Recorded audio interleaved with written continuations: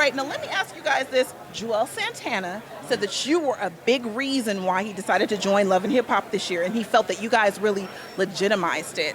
How do you feel about him saying that? I think that's a nice thing to say. I appreciate that he said that. And I feel like not just people coming on the show. I think throughout our culture, the story of my wife, the triumph, and the story that we had together, Right. I feel like it influenced a lot of people in our culture just not to be ashamed to show love to your significant other. I mean, so many of our friends are starting to get married now, which Right. is really, really dope.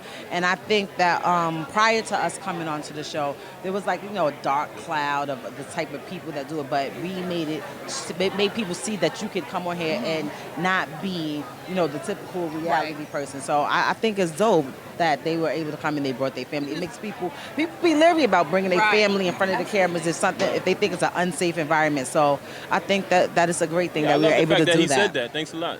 And you guys kind of did it all because you didn't come on throwing drinks on people. You not only talked about your music, your relationship, but you were also able to communicate with people without throwing those hands. Can you just kind of give a little bit of advice as to how someone can make it in this industry without having to play into a negative stereotype?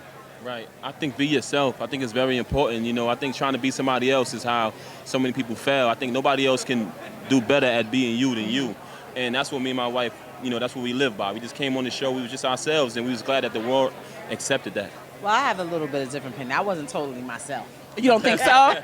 Because being myself, I'm a little bit. You. I have the ratchetness in me, but Okay. I feel like you have to understand that at the same time of being on camera, a lot of people are watching you.